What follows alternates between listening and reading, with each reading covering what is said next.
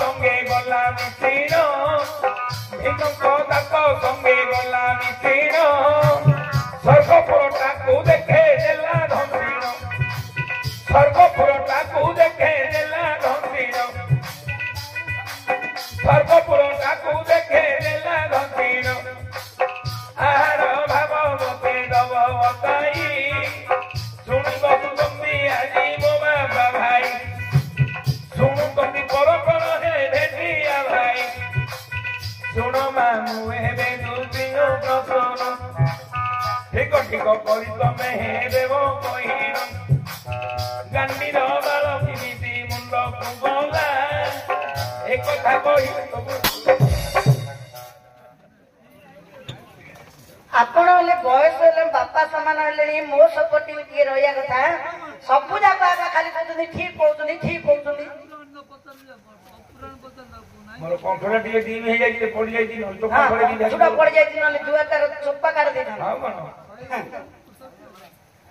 କଣ୍ଠଟା କେମିତି ପଡି ଯାଉଛି ପୁଅ କଣ୍ଠଟା ଗରମ ହେଇଗଲେ ଥଣ୍ଡା ପାଣି ଯାହା ପିଇ ଦଉଛୁ ନାଇଁ ଥଣ୍ଡା ପାଣି ପିଇଲେ ଖୁଲୁଛି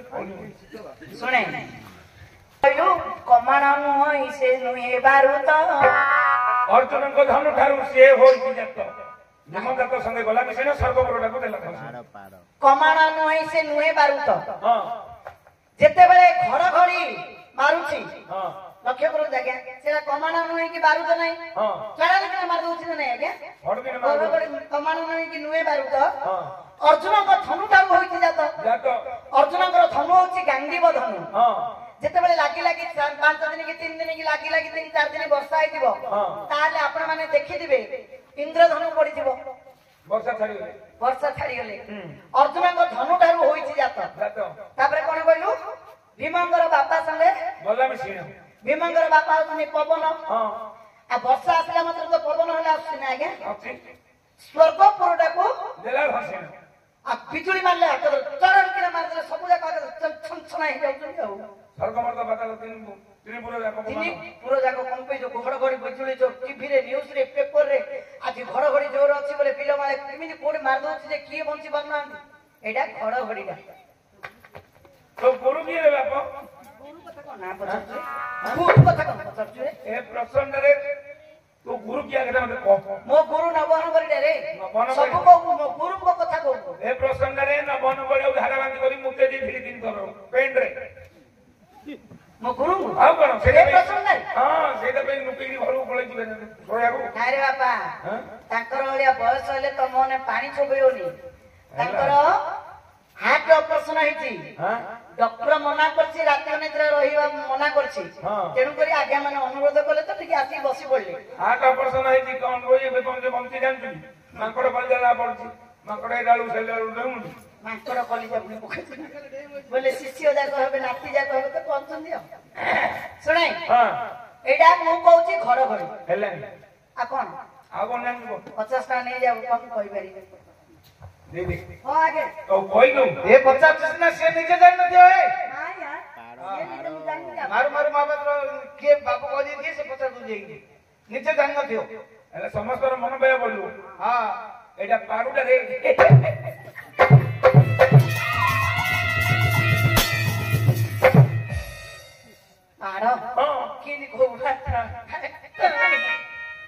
ମୂର୍ଖ ପିଲା ତାର କେମିତି ଆର ଅର୍ଥକ ଶବ୍ଦ କମାଣ ନୁହେଁ ମାରୁଦ ଆଜ୍ଞା ଏବେ ଖାଇବାକୁ ଦେଲେ କେତେ ଦିନ ଖାଇଲେ ବଢିଆ ବର୍ଷା ହେଇଥିଲା ମଞ୍ଜି ପଡିକିରି ଖାଇଦେଲୁ ପାରୁଟା କମାଣ ନା ଜାଗାରୁ ଯେତେବେଳେ ଭାରି ଢଙ୍ଗି ନା କେତେ ପ୍ରକାର ଆବାଜ ହଉଛି ନା ନାଇଁ କମାଣ ନୁହେଁ ମାରୁଦ ଅର୍ଜୁନଙ୍କ ଧନୁ ଠାରୁ ହୋଇଛି ଜାତ ଅର୍ଜୁନର ଧନୁର ନାଁ କଣ ଗାଣ୍ଡୀବ ବାରଟା କୋଣ ଜାତ ଗାଣ୍ଡୁ ଜାତ ନା ଭୀମଜାତ ସଙ୍ଗେ ଗଲା ମିଶିଲ ଭୀମଙ୍କର ବାପା ହେଲା ପବନ ପବନ ହଳେ ପିଇକିନା ପଳଉଛି ନା ସେଟା ଯଦି ଗଲା ହେଲେ ପବନରେ ମିଶି ପବନ ଭଳିଆ ପଡି ଯାଉଛି ସ୍ୱର୍ଗପୁରକୁ ଦେଲା ସ୍ୱର୍ଗ ବୋଲନ୍ଦେ ଅମର କୋଷ ପାଠରେ ଲେଖା ହେଇଛି ନାକ ବୋଲନ୍ଦେ ଗୋଟେ ସ୍ୱର୍ଗ ଅମର କୋଷରେ ଲେଖା ହେଇଛି ଯେତିକି ଗନ୍ଧିଆକି ଗିଣିଆ ପାର ପାଡିଦେଲା ଲୋକମାନେ ନାକଡାକୁ ନାକଡାକୁ ଧସି ଦଉଥିଲା ଚିପି ଦଉଛନ୍ତି ନା ଉତ୍ତମ ବାଡମ ଇନ୍ଦ୍ରସ୍ତ୍ର ମାଡମ ମାନେ ଇନ୍ଦ୍ରସ୍ତ୍ର ମାଡମ ଭଡ ଭଡ ଛାଡି ଅଛି ସେଟା ଉତ୍ତମ ବାଡମ ମଧ୍ୟମ ବାଡମ ଯମ ଯାନ ଚାଳି ଯମ ଯମର ଯାନ କିଏ ଯମ ଗାଁ ଉପରେ ବସନ୍ତି ମଇଁଷି ମଇଁଷି ଭଳିଆ ତୋର ଭଳିଆ ଗୋଟେ ମଧ୍ୟମ ବାଡମ ତୃତୀୟ ବାଡମ ମାନବ ଯାନ ଚାଳିତମ ମଣିଷ ମାନେ ଚାଳନ କରୁଛନ୍ତି ମୋଟର ଗାଡି ତୋର ଭଳିଆ ଫଟଫଟ ଫଟଫଟ ହଉଛି ନାଇଁ ଯଦି ଅଜନ୍ୟାର ଯୋଉଟା ଯିଏ ଖାଇ ଦେଇଥିବ ସେଇଟା ତମେ ଯୋଉ କହୁଛ କୁରକୁରି ବାଡମ ପ୍ରାଣଘାତମ କୁରକୁରି ଖାଇକି ଯଦି ଛାଡୁ କୁରକୁରି ଯୋଉ ପ୍ରାଣ ଘାତମ ପ୍ରାଣ ପଳେଇବ ସେଇଟା ଶୁଣେ ମୋର ପ୍ରାଣ ପଳାନି ବୋଝ ଧରି ଏଇଟା କଣ କହିଲୁ କାଣ୍ଡର ବାଳ କିନି ମୁଣ୍ଡକୁ ଗଲା ଓ ସେ ପ୍ରଥମରେ ତ କହିଥିଲା ଆର ଉତ୍ତରଟା କୁହ ବୋଲି କହୁଛି କେମିତି କାହିଁକି ଭଗବାନ ସିଏ ସୃଷ୍ଟି କରତା ଚାହିଁଲେ ସେ ଯାହା ଚାହିଁବେ ତାହା ଲଗେଇ ପାରିବେ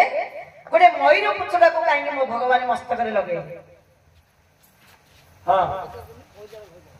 ହଇତାର ଭଇତାରିଲେ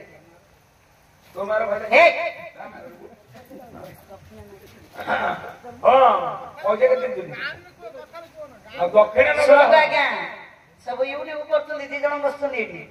କାହାଣୀରେ କହିଲେ 50,000 ଫାଇନ ପଡିବ ରଖୁ ଆପଣ ଦେଖିନାହାନ୍ତି ପେପର ପଢିନାହାନ୍ତି ବାୟା କେମିତି ବନ୍ଦ ହେଲା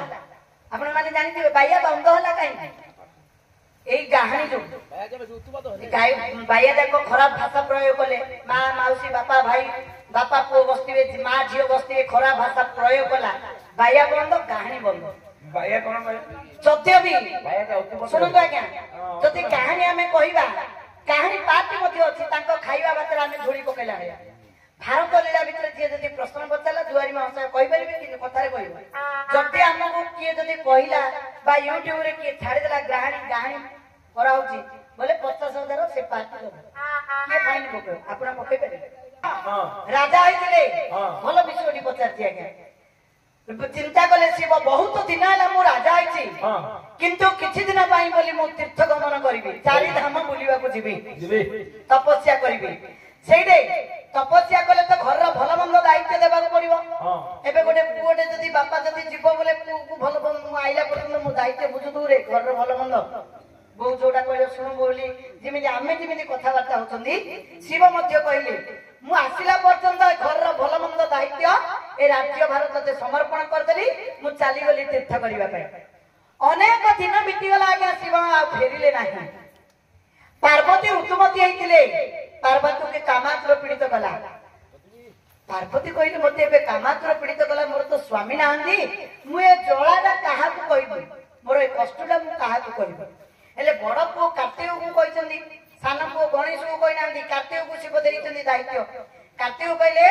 ତୁ ମୋ ସାଙ୍ଗରେ ପ୍ରୀତି କରିବ ମା ହେଇକି ପୁଅକୁ କହୁଛନ୍ତି ମୋ ସାଙ୍ଗରେ ତୁ ପ୍ରୀତି କରିବ କାର୍ତ୍ତିକ କହିଲେ ତମେ ମା ମୋ ପୁଅ ମୁଁ ଆପଣଙ୍କ ସାଙ୍ଗେ ପ୍ରୀତି କରିବି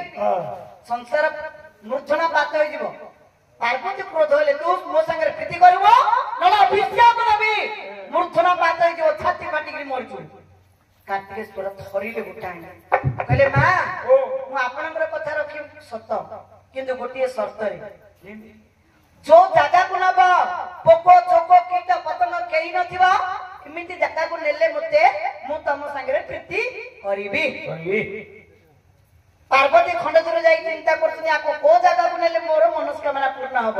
ଠିକ ଏକାମ୍ବର ବନଙ୍କୁ ଯୋଉଠି ଶିବ ପାର୍ବତୀଙ୍କୁ ବ୍ରହ୍ମ ଜ୍ଞାନ ଶୁଣାଉଥିଲେ କାର୍ତ୍ତିକେଶ୍ୱର ମଧ୍ୟ ଭଗବାନଙ୍କୁ ଚିନ୍ତା କରୁଛନ୍ତି ହେ ପ୍ରଭୁ ଗୋଲୋକ ବିହାରୀ ହେ ପ୍ରଭୁ ମଧୁସୂଦନ ହେ ପ୍ରଭୁ ଚକ୍ରଧାରୀ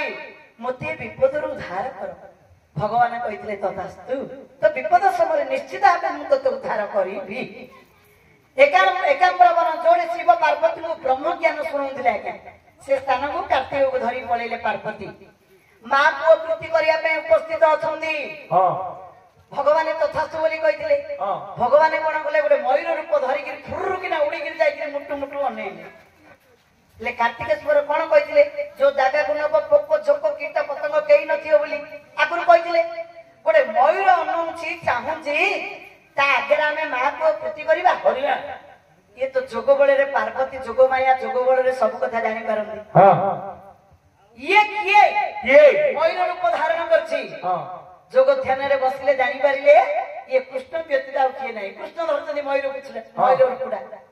ଭଗବାନ ଶ୍ରୀକୃଷ୍ଣ ମୟୂର ରୂପ ଧରିଛନ୍ତି। ଜାଣିପାରିଲେ ପାର୍ବତୀ କହିଲେ ମୂର୍ଖ, ଯୋଉ ରୂପ ଧରିକିରି ମୋର ଶୃଙ୍ଗାର ନଷ୍ଟ କଲୁ ସେ ଗାଣ୍ଡର ବାଳା ଏକା ତୁ ସବୁଦିନ ମୁଣ୍ଡରେ ଧରିବୁ। ଶ୍ରୀକୃଷ୍ଣ ମୟୂର ରୂପ ଧରିଥିଲେ,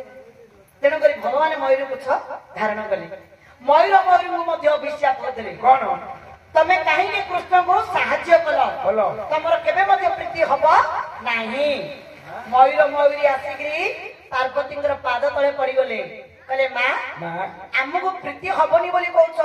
ଆମର ମୟୂର ବଂଶ ଉତ୍ପତ୍ତି ହବ କେମିତି? ତମେ ଯଦି ମନା କରିଦଉଛ ଆମର ମୟୂର ବଂଶ ଉତ୍ପତ୍ତି ହବ କେମିତି? ସେତେବେଳେ ପାର୍ବତୀ କହିଲେ ନିଶ୍ଚିତ ଭାବେ ଉତ୍ପତ୍ତି ହବ। ବୋଲେ ନିଆଁ ନଥିଲେ କେବେ ଧୂଆଁ ହବ କି? ତମେ କହୁଛ ଉତ୍ପତ୍ତି ହବ ବୋଲି, ନିଶ୍ଚିତ ହବ। କେମିତି ନା କଳା ମେଘ ଢାଙ୍କି ଦବ, ମୟୂର ନୃତ୍ୟ କରିବ। ମାଇ ମୟୂରୀ ଅଣ୍ଡ୍ରା ମୟୂରୀ ନୃତ୍ୟ କରିବ। ଅଣ୍ଡ୍ରା ମୟୂରୀ ବାନ୍ତି କଲେ,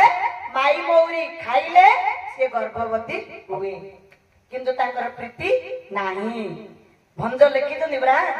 ବନି ମୟୂର ମୟୂରୀ ଦିବସରେ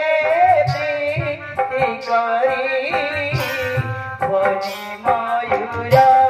ମୟୂରୀ ଦୁର୍ଗା ଦେବୀ ଶାପ ଦେଲେ, ଦୁର୍ଗା ଦେବୀ ଶାପ ଦେଲେ, ହୋଇଲା ତାରେ କହାନି, ପାଇଲା ରଜନୀ ଜାମ, ଛାଡ଼ ମୋ ପଣ ଦୋକାନୀ, ପାଇଲା ରଜନୀ ଜାମ। ଭୋପାଳ ହେଲେ ଆଉଛି ଗୋଟେ କଥା, ତମ ଆଡେ ହେଲେ ଯାଉଛି। ସ୍ୱର୍ଗ ରାଜା ଇନ୍ଦ୍ର ଥିଲେ, ପତ୍ନୀକୁ ହରିଲେ। ସ୍ୱର୍ଗ ରାଜା ଇନ୍ଦ୍ର ଥିଲେ, ଗୌତମ ନିଶାପ ଦେଲେ,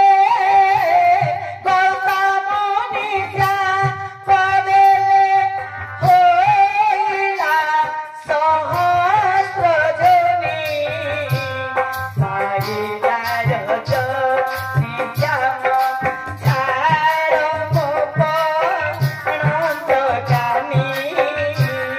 ପାଇଲା ରଜନୀ ଜାମ। ଆଉ ବୋପା ହେଲେ କଣ ସାଧାରଣ ଲୋକ?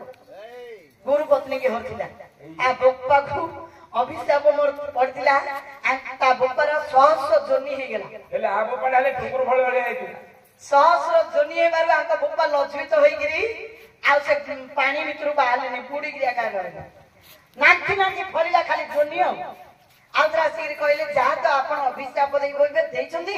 ବିଫଳ ହବନି, ଏ ଯୋନି ଯାକ କାଢି ଦିଅ। ସମ୍ଭାଳି ପାରୁନି ଆଉ, ସେଇଟା କହିଲେ ମୁଁ ଅଭିଶାପ ଦେଇଛି ବୋଲି ସେଇଟା ରିଟର୍ନ ହବନି। ସହସ୍ର ଆଖି, ଆଙ୍କ ବୋପାର 1000 ଆଖି ହେଲା। ଯୋନି ଯାକ ନିବାରଣ କରିଦେଲେ, 1000 ଆଖି କରିଦେଲେ। ଆଙ୍କ ଘରେ କେବେ ଚୋର ପହଞ୍ଚି, 500 ଆଖି ଶୋଇଲା ଆଉ 500 ଆଖି ଅନଉଛନ୍ତି। ହେଲେ ନା ନାଇଁ ଆଜ୍ଞା? ଭଞ୍ଜ ପୁଅ ଲେଖିଛନ୍ତି, କିଏ କାଟି ପାରିବନି ଏଥିରୁ। ଆକାଶର କଇଁଆକୁ ଚିଲିକାର ମାଛ କିପରି ବନ୍ଧୁ? ସେ ଆଜ୍ଞା କହିଛନ୍ତି